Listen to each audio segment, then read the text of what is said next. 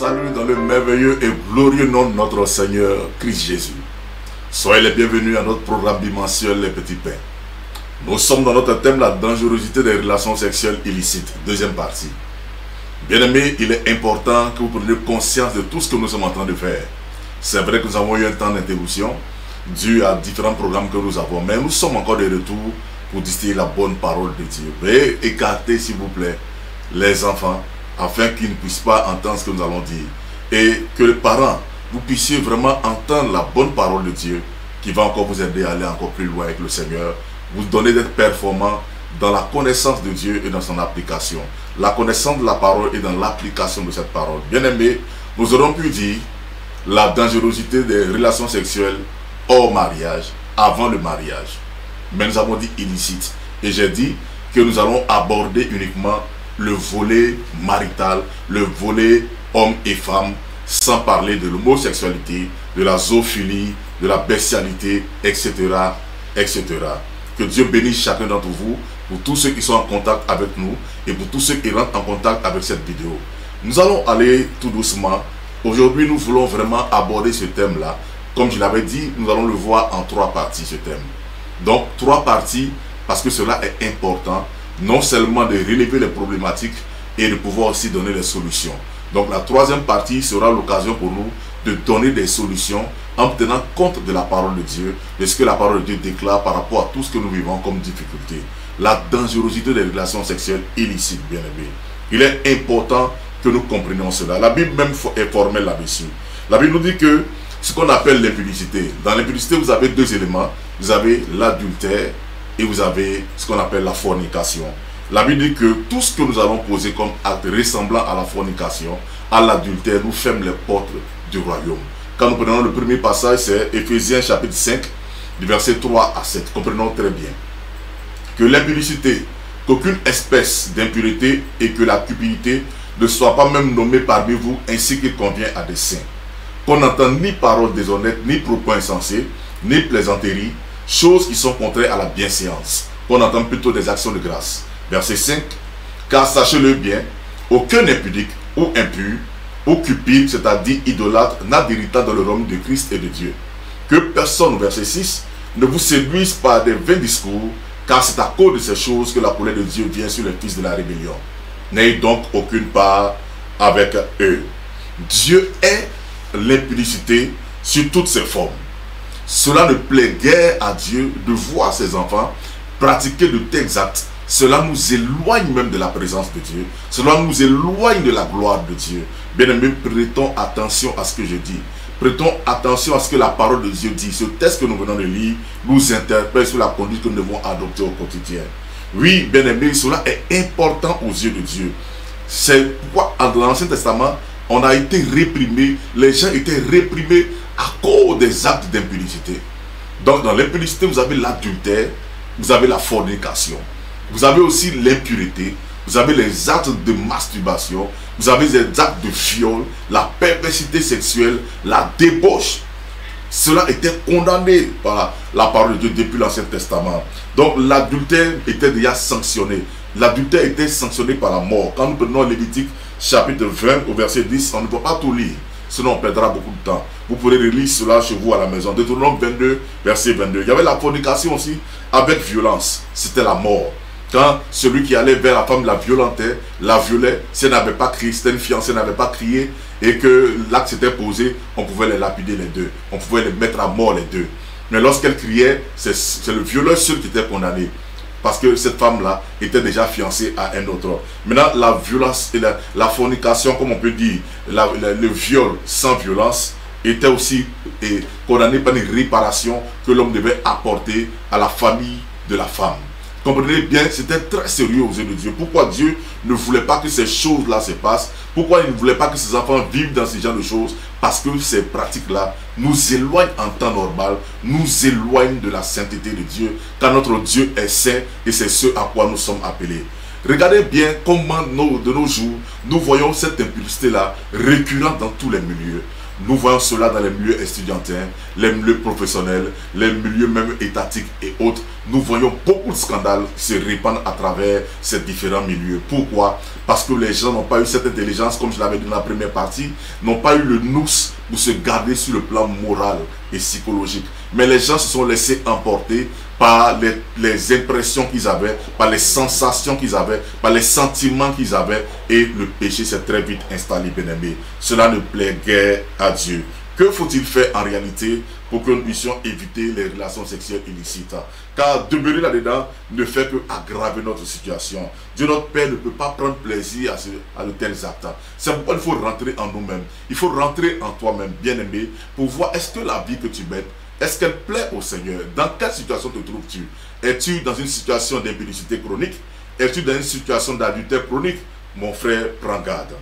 Il est important que tu prennes garde pour éviter réellement ces actions d'impudicité, d'adultère, ces actions de fornication, de débauche. Il nous faut prendre conscience d'un verset clé qui est 1 Corinthiens chapitre 7.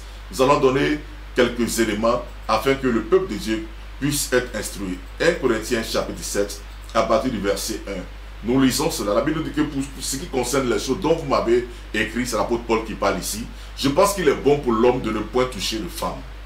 Toutefois, au verset 2, il donne une précision. Il n'a jamais dit que l'homme ne devait pas avoir de femme, mais il y a un contexte ici qu'il faudrait considérer. Toutefois, pour éviter l'impudicité, que chacun ait sa femme et que chaque femme ait son mari. Bien aimé, quand nous arrêtons à ces deux éléments, que chaque femme ait son mari, nous allons voir que si en réalité l'homme et la femme restent fidèles l'un à l'autre, on ne verra jamais les problèmes d'impudicité, on ne verra jamais les problèmes d'adultère. L'adultère est un acte d'infidélité. C'est l'infidélité d'un partenaire qui va ailleurs, une femme aussi qui part ailleurs. Que le partenaire soit homme ou femme, dès qu'on trompe un des conjoints, c'est l'adultère. Quand on est marié, qu'on trompe l'un des conjoints, c'est l'adultère. Et cela fait partie de la dangerosité des relations sexuelles illicites parce que illégales. Donc quand nous regardons à cela, n'oubliez pas que les actes que nous posons ont toujours des répercussions. Ne vont pas chercher à nous dissimuler ou à trouver des méthodes, des échappatoires pour essayer de justifier nos actes. Faisons très attention à ce que nous disons. Toute relation sexuelle vraiment impudique, n'oubliez jamais, cela implique l'esprit, l'âme et le corps. La relation sexuelle ne se limite pas simplement au corps physique que vous voyez, comme certains acteurs hollywoodiens ont tendance à le faire croire. Quand vous voyez dans les films, les gens s'embrassent de partout, ils disent que c'est pas leur bouche, que c'est la bouche de l'acteur. Ça m'étonne. Le corps, l'âme et l'esprit, l'âme et le corps rentrent en fusion. C'est pourquoi une relation sexuelle n'implique pas simplement le physique, elle implique aussi l'esprit et l'âme. Donc quand vous couchez avec une personne, c'est votre être entier qui couche avec cette personne. La Bible dit clairement que le corps en réalité n'est pas pour les publicités. 1 Corinthiens chapitre 6 à partir du verset 13. Nous pouvons lire cela pour que le peuple de Dieu soit toujours instruit dans les voies du Seigneur. La Bible nous dit, les aliments sont pour le ventre et le ventre pour les aliments. Et Dieu détruira l'un comme l'autre. Mais le corps n'est pas pour les publicités. Il est pour le Seigneur et le Seigneur pour le corps. Nous continuons encore. Et Dieu qui a ressuscité le Seigneur nous ressuscitera aussi par sa puissance. Ne savez-vous pas que vos corps sont des membres de Christ? Prendrez donc les membres de Christ pour en faire des membres de prostituées? Loin de là, bien-aimés. Écoutez très bien ce qui est dit ici. Loin de là. Ne savez-vous pas que celui qui s'attache à la prostituée est un seul corps avec elle? Car il est dit, les deux deviendront une seule chair. Mais celui qui s'attache au Seigneur est avec lui un seul esprit. Verset 17. Verset 18. Fuyez l'impudicité. Fuyez, écoutez très bien. Il est dit, fuyez l'impudicité. Un point trait. Il n'y a pas de résistance à avoir. Il y a une seule chose, une seule voie, c'est fuir. C'est-à-dire, éloignez-vous le plus loin possible de tout ce qui est acte d'impudicité, comprenant la fornication, comprenant les adultères, comprenant l'impureté, etc. Quelques autres péchés qu'un homme commette, ce péché est hors de son corps. Mais celui qui se livre à l'impudicité pêche contre son propre corps, bien aimé. Comprenez bien pourquoi le Seigneur nous interpelle là-dessus.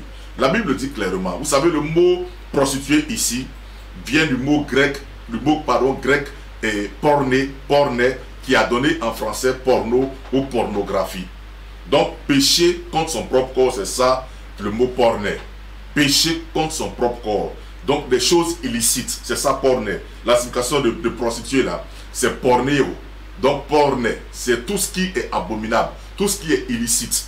Donc ici, vous devez savoir que il y a deux cas de prostitution dont on parle ici. Celui qui se lie à la prostituée, s'attache à la prostituée, devient une seule chair. Il y a la prostituée que nous connaissons tous là, qui exhibe ses charmes, qui vend ses charmes pour la part du gain. Elle se met sur la route là, et tout le monde sait que celle-là c'est une prostituée. Ça c'est un premier cas de figure. Maintenant, il y a aussi l'autre forme de prostitution qui est souvent ignorée. Donc c'est toute femme satisfaite en réalité, ou tout homme aussi, d'une relation sexuelle illicite, que ce soit pour le gain ou pour la luxure.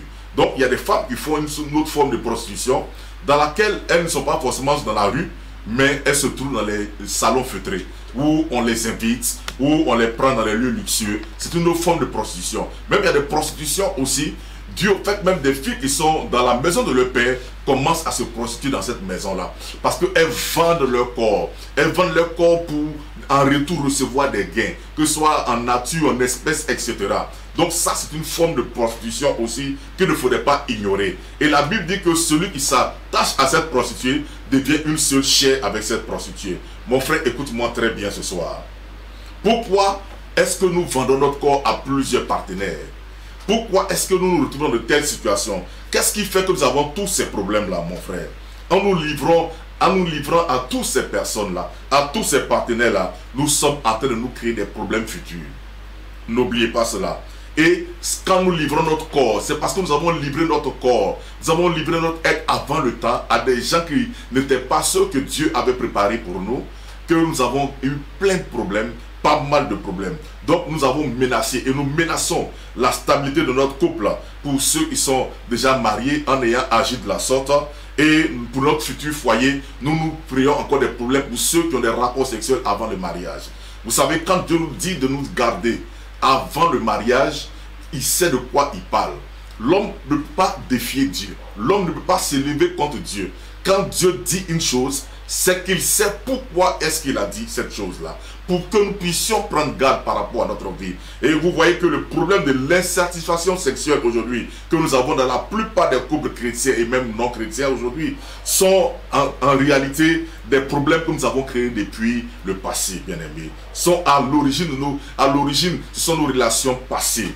Nos relations passées, ça veut dire que les actes que nous avons posés dans le passé et nos relations présentes, ça veut dire la vie secrète, la vie adultérine, que nous sommes en train de cacher, dissimuler, qui nous envoie dans des problèmes inutiles.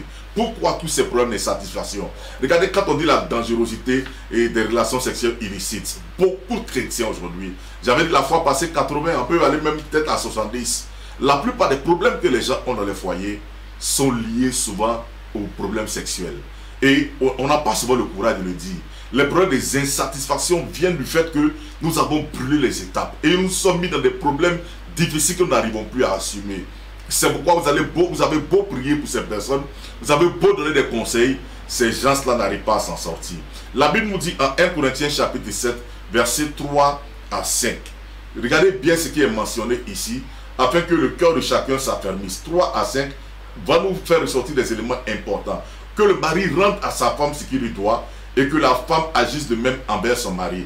La femme n'a pas autorité sur son propre corps, mais c'est le mari. Et pareillement, le mari n'a pas autorité sur son propre corps, mais c'est sa femme. La Bible nous dit au verset 5, ne vous privez point l'un de l'autre, si ce n'est d'un commun accord, pour un temps, afin de vaquer à la prière. Puis retournez ensemble, de peur que Satan ne vous tente par votre incontinence. Le fait que vous n'arrivez pas à vous maîtriser, le fait que vous n'arrivez pas à rester tranquille. Bien aimé, écoutez bien ce que l'apôtre Paul a dit ici. L'apôtre Paul reste très pudique. Si vous voulez, il a utilisé un langage ou une figure de style que nous appelons l'euphémisme. Donc, ce euphémisme-là est fait pour pouvoir nous donner des mots de façon vraiment agréable et non pas des paroles grossières ou des mots grossiers. Écoutez bien, les problèmes de fond sont liés à ça. Donc, les problèmes que nous avons dans les foyers, parce que nous avons brûlé les étapes. Paul ici est en train de parler d'un truc qui est très important. Il parle de la satisfaction de la relation sexuelle de couple ici. Du fait des fréquences ou de toutes les formes. Écoutez-moi très bien, bien aimé. Les problèmes de fond sont en réalité. D'où viennent ces problèmes de taille? Quand on dit que ce soit petit, que ce soit gros, que ce soit au niveau de la femme, que ce soit large ou étroit, que ce soit profond ou moins profond, la forme du postérieur de la femme, les seins de la femme, les performances des deux. Où est-ce que nous avons sorti cela, bien-aimés? Pourquoi cela est-il un problème de nos jours? Ce problème existe aujourd'hui parce que nous avons eu une vie cachée, une vie de prostituée dans le passé. Donc c'est à cause de la vie de prostituée que nous avons mené dans le passé. Tous ces problèmes ont surgi à partir de là. Sinon, quand on regarde, quand nous remarquons, à l'origine, la Vierge, elle est étroite. Et peu importe la taille de l'homme, car le vagin a été créé par Dieu de façon élastique pour s'adapter à toutes les tailles à l'origine.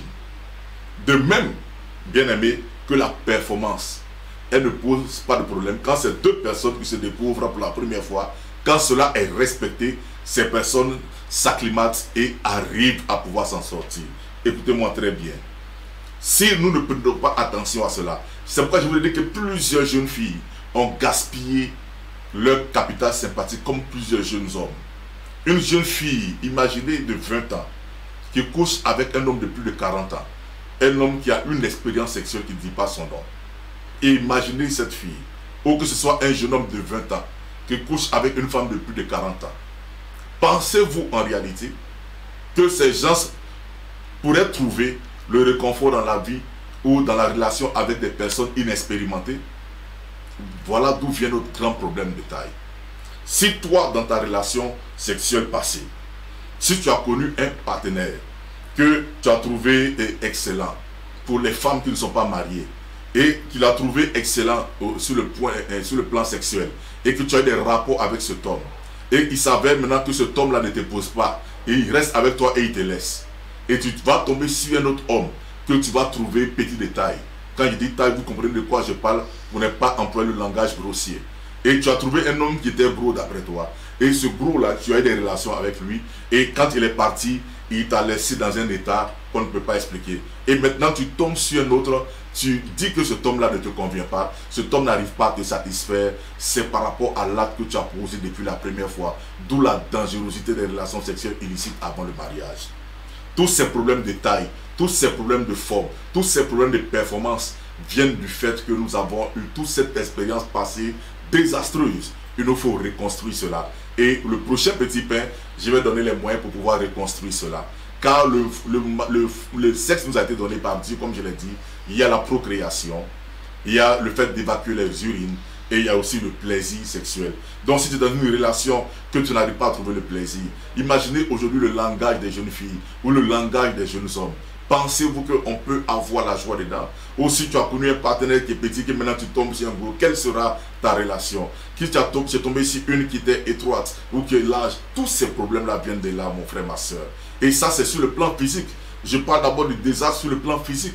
Sur le plan physique, on est marqué. Quand on a eu des expériences, on arrive dans le foyer et que l'autre conjoint n'arrive pas à nous donner cela.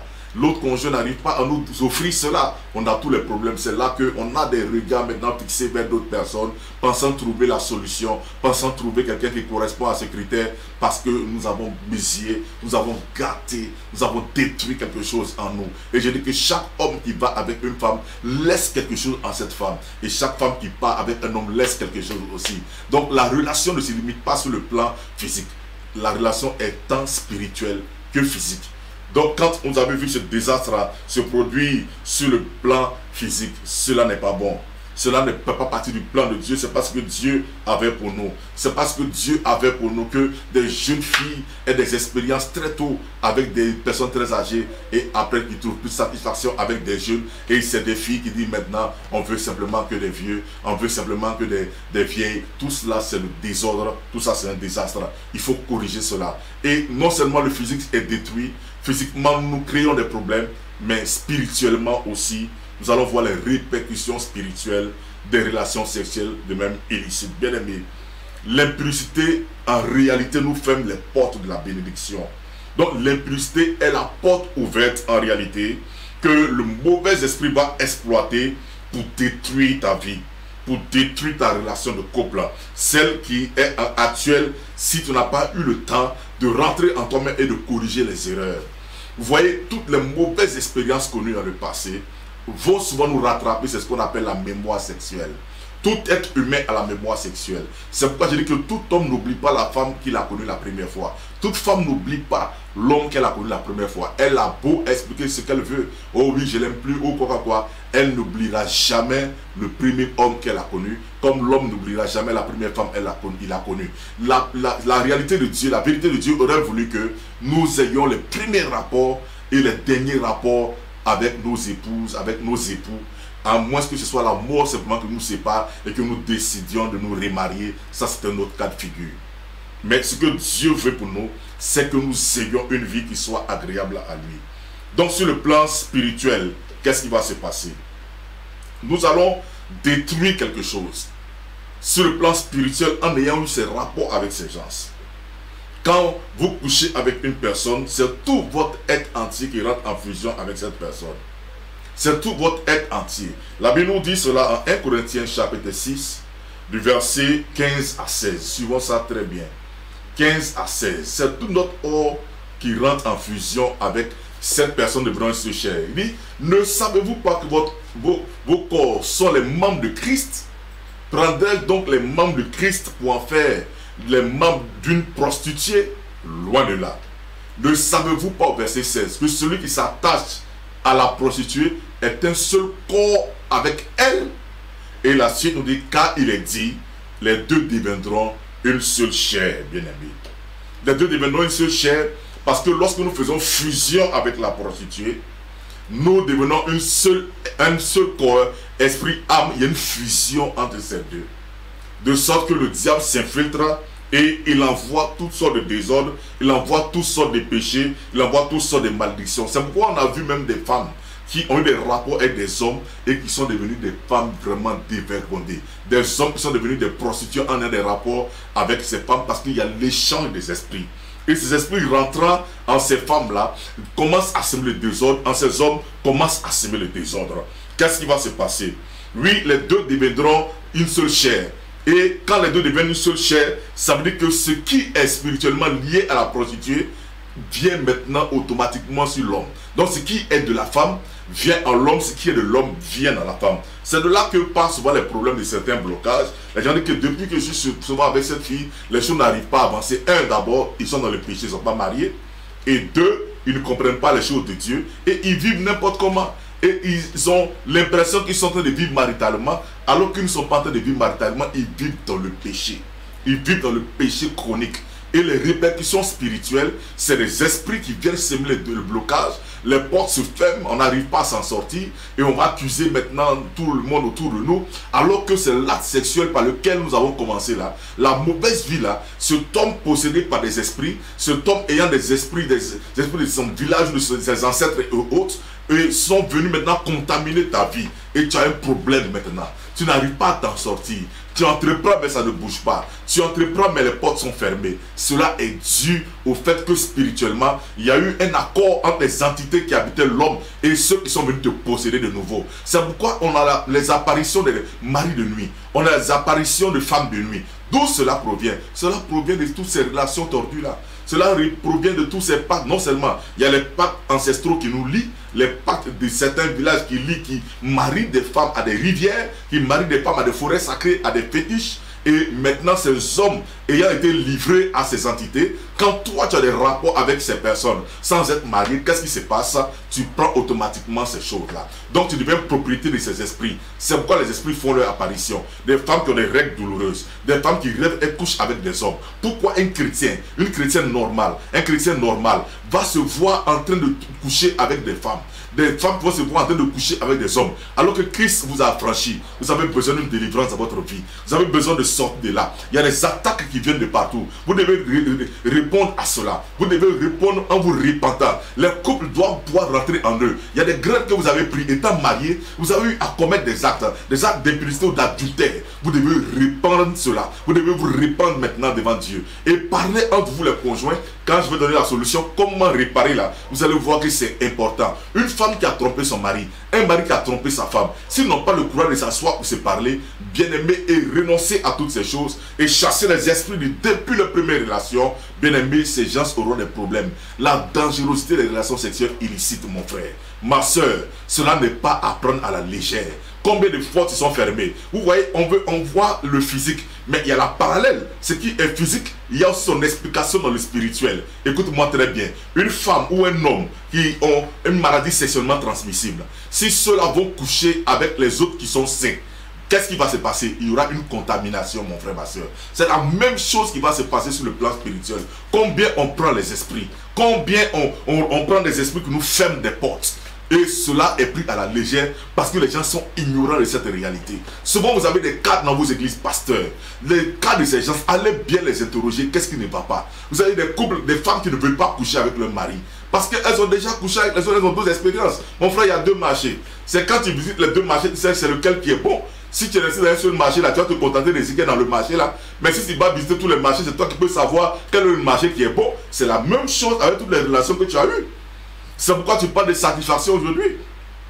Tu parles que moi je veux ci, je veux ça. C'est par rapport à ce que tu as découvert dans le passé. Il faut renoncer à ce passé-là.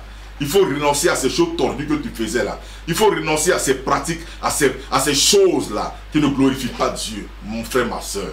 Il faut maintenant être rééduqué. Quand on vient dans le Seigneur, on est rééduqué avec le partenaire qu'on a, avec la partenaire qu'on a. Il n'y a pas de partenaire médiocre. Non, il faut pouvoir fusionner les corps tout en prenant appui sur la parole. Oui, frères et sœurs, c'est en prenant appui sur la parole. Je ne demande pas d'aller chercher un professionnaliste dans les films pornographiques. Ce n'est pas de ça qu'il s'agit. Si vous êtes un en esprit, vous allez voir que les choses vont changer. Vous allez commencer à vous apprécier. Et vous allez voir que dans la bonne relation sexuelle, il y a une bénédiction. Ça, je vais en parler la prochaine fois. Mais tout ce qui a été porte fermée, c'est pourquoi préservons nos acquis. Renonçons à toutes ces choses. N'ayons pas ce qu'on appelle la mémoire sexuelle. La mémoire sexuelle doit être déchirée. Elle doit être détruite pour ne pas qu'elle vienne miner. Elle vienne miner ta relation actuelle. Combien de femmes vivent dans le passé? Combien d'hommes vivent dans le passé? Ils sont avec les conjoints, mais ils sont en train de penser à d'autres personnes. Il faut que tu sois libéré, parce que tu as un esprit qui est mauvais. Bien aimé, sois libéré de ça. Tu es une femme, tu es un homme, tu as ton mari qui est là, tu n'apprécies pas pour lui là, tu es en train d'apprécier pour quelqu'un d'autre. Mais c'est de la sorcellerie que tu fais. Comment tu veux pouvoir t'en sortir? Comment tu veux être heureuse? Et vous savez, quand on va comme ça, on va prendre des maladies. C'est pourquoi je dis, couple, faites attention. Chrétien qui n'est pas marié, garde-toi jusqu'au mariage. Chrétien qui est marié, reste avec ta femme, reste avec ton mari. Apprenez à vous découvrir. Oui, apprenez à vous découvrir. Allez lire Cantique des Cantiques. Vous allez voir ce qu'on appelle l'amour vrai. C'est cela, c'est ce à quoi Dieu nous appelle. C'est cela que nous attendons dans les couples chrétiens. Bien aimé, afin que le couple puisse s'épanouir. Parce que le sexe nous a été donné comme moyen d'épanouissement et non comme moyen de chantage. Le corps de la femme ne lui appartient pas. C'est pourquoi Paul a dit que le mari rende à la femme ce qu'il lui doit, la femme aussi de même. Car ton corps ne t'appartient pas. Oui, bien aimé, ton corps n'est pas à toi. Si je veux aller vers toi 10 fois, j'irai vers toi. Il s'agit de ma femme, mais pas de quelqu'un d'autre. Si ta femme veut aller vers toi aussi 10 fois, elle ira. Ton corps n'est plus à toi. Des gens qui disent non, je suis fatigué tout le temps. Mais non, tu n'as pas compris ce qu'on appelle la vie de couple, la vie sexuelle épanouie. Ton corps n'est plus à toi. Ton corps, est-ce que tu entends ce que la Bible dit? Ton corps ne t'appartient plus, femme, homme. Votre corps n'est plus à vous. Ton corps appartient à ton conjoint. C'est pourquoi prends soin de ce corps. Parce que vous devenez une seule chair. Si vous livrez ce corps en dehors du couple, là, vous prenez des malédictions. Vous prenez des blocages. C'est pourquoi beaucoup sont dans les blocages. Quand vous avez commis ces gens d'actes-là, ayez le courage de vous repentir. Ayez le courage, arrivez à maturité et parlez-vous. Tant que vous allez laisser des zones d'ombre, l'ennemi va exploiter ces zones d'ombre. Vous allez vouloir paraître bien devant votre conjoint ou devant les hommes, alors que vous n'avez pas réglé le vrai problème de fond. C'est pourquoi vous avez des couples où les gens n'ont plus confiance en eux-mêmes. Ils disent qu'ils sont pardonnés, mais dès que le téléphone sonne, dès qu'il y a un petit truc, c'est des doutes qui s'installent parce qu'ils n'ont pas mis les choses à plat pour régler le problème. Quand le problème est réglé, il n'y a plus de difficultés et le couple ne peut que s'épanouir. Il faut renoncer à ta vie de désordre. Il faut renoncer à ta mémoire sexuelle. Enlève, tu ne peux pas être avec ton homme, aller avec ton homme et puis être en train de penser à un autre homme. Ou être avec ta femme et en train de penser à une autre femme. Cela ne plaît guère au Seigneur. Car si tu ne le sais pas, c'est dans la pensée que le péché commence. Tiens-toi dans la présence de Dieu et demande pardon à Dieu honnêtement pour dire Seigneur, voilà de telles choses que j'ai eu à nourrir, voilà de tels propos que j'ai eu à tenir, voilà comment j'ai vu mon épouse, voilà comment j'ai vu mon époux. Et quand vous allez faire cela, le Saint-Esprit glorieux va revenir pour réunir ce couple-là et le couple va aller de plus belle. et vous allez faire de nouvelles expériences. Tes expériences tordues du passé, tu vas les bannir. Ce qui ne correspond pas au cadre de la parole, tu vas bannir cela. Ce qui ne correspond pas à ce que ton conjoint actuel veut, tu ne vas pas aussi faire cela. Vous allez rester dans ce qui est bon, ce qui est agréable et ce qui est parfait, mon frère, ma soeur. Voilà ce sur quoi je voulais t'entretenir. Ce soir, que tu comprennes que le Seigneur est bon. Que le Seigneur veut notre sanctification. Il voudrait que nous renoncions à ces choses passées. Nous avons pris tellement d'esprit, tellement de mauvaises choses, mais le sang de l'agneau nous a justifiés. Et quand en tant que couple, une seule chair, ça veut dire qu'il n'y a plus de secret. Lorsque nous fonctionnons vraiment comme une seule chair, vous allez voir que tout ce qui était fermé devant nous s'ouvrira et nous prendrons plaisir à demeurer dans les voies agréables du Seigneur. Bien-aimé, partage cette vidéo. Prends plaisir à annoncer l'évangile. Prends plaisir à édifier les couples. Et pour couple, vous qui avez besoin de cela, asseyez-vous ensemble. N'ayez pas honte et regardez cette vidéo. Corrigez vos erreurs. N'ayez pas peur de parler de votre passé. Car quand on est mûr, on est prêt à accepter le passé de son conjoint. Que ce soit la femme ou l'homme, on ne doit pas avoir honte. On ne doit pas avoir peur. Assurez-vous d'être vraiment prêt pour cela. Rassurez-vous d'être mûr pour cela. Et vous pouvez engager cela. Si vous n'êtes pas prêt, vous sentez que vous êtes faible spirituellement, priez jusqu'à ce que la force vous revienne, afin que vous puissiez mettre les choses à plat et vous pardonner réellement et avancer. Et que ce ne soit pas toujours le passé qui revient à la surface, mais au contraire, que ce soit la joie d'être ensemble, de se pardonner et d'avancer. Car la dangerosité des relations sexuelles illicites ne peut jamais nous faire avancer, déplaire à Dieu et nous ferme les portes. Que le Seigneur nous donne à chacun de recevoir cette bonne parole et de pouvoir encore grandir dans la connaissance de Dieu et de rendre nos relations de couple et nos relations sexuelles saines et qui soient conformes à la parole de Dieu, à la volonté de notre Dieu. Que le Seigneur vous bénisse abondamment. Nous nous retrouvons par la grâce de Dieu dans 2 semaines et nous allons continuer notre programme bimensuel, les petits pains, pour la dangerosité des relations sexuelles illicites, la 3e et dernière partie. Que Dieu vous bénisse abondamment. Shalom, shalom, shalom et portez-vous bien dans le Seigneur.